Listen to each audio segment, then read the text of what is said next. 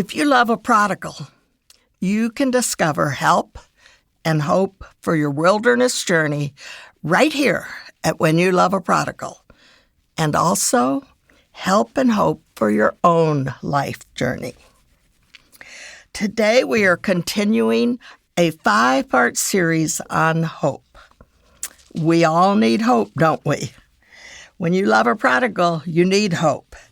And we hold on to it, but it doesn't always happen the way we hope.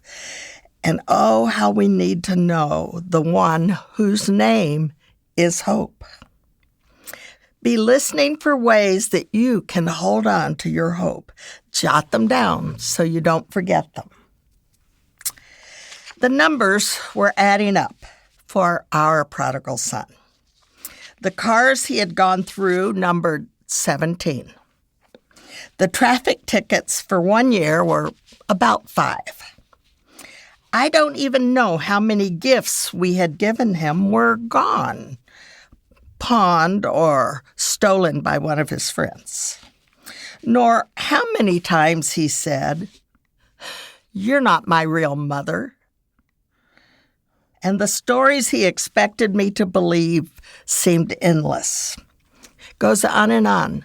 The numbers of offenses that break your heart and give you great concern for your prodigal.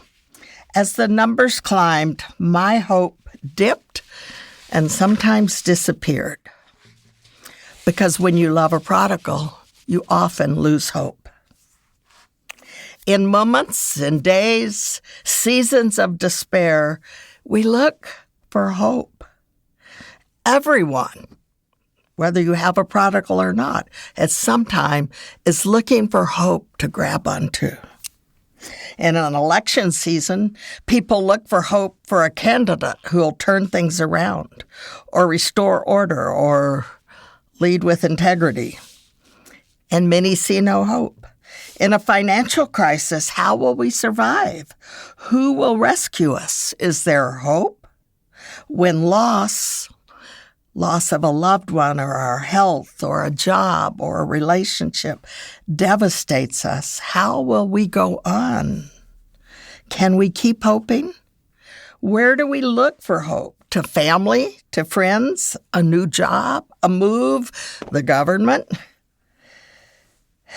But finding no hope, what is there but despair or resignation, giving up?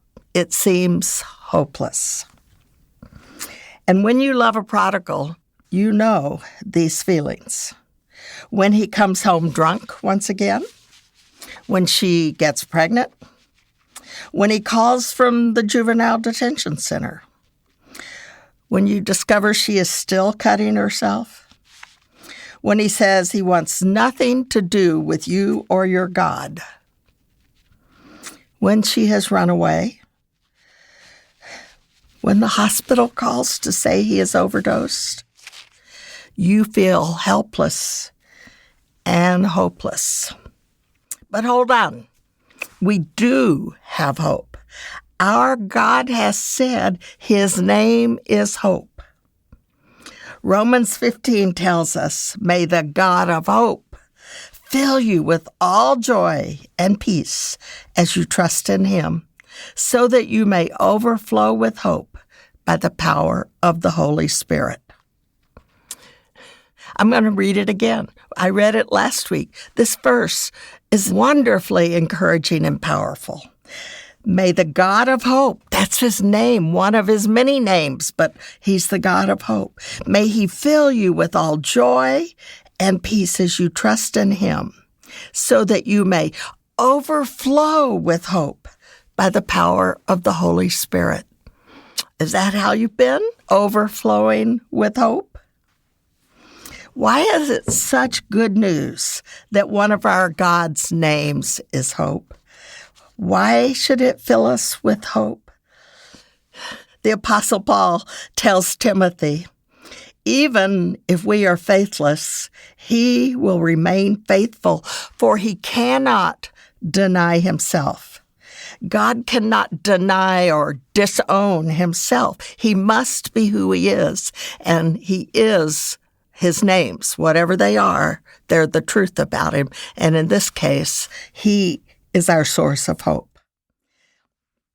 There are a lot of other pictures that we get about God from other names like love, peace, almighty, healer, provider, shepherd, fortress, defender, all those things we need at different times.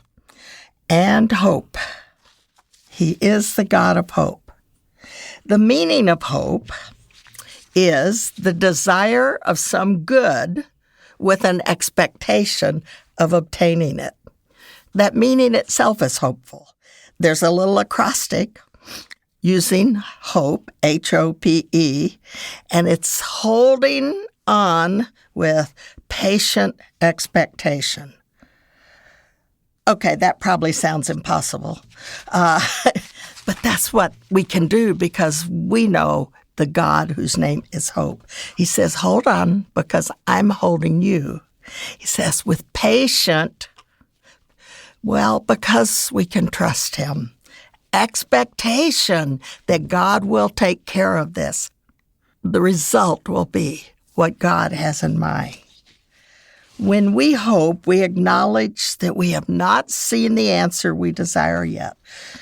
We don't even know what that answer would be, but we know the why and where and who of hope, our faithful God. And we can go to him with our tears and our fears, our anger, our despair. He says, I will give you hope. That's it, hope. No answers? We don't get what we are asking for? Our prodigals don't return or change or make better choices or follow Jesus? Paul reminds us, but hope that is seen, that turns out the way we want, is no hope at all. Who hopes for what they already have? But if we hope for what we do not yet have, we wait for it patiently.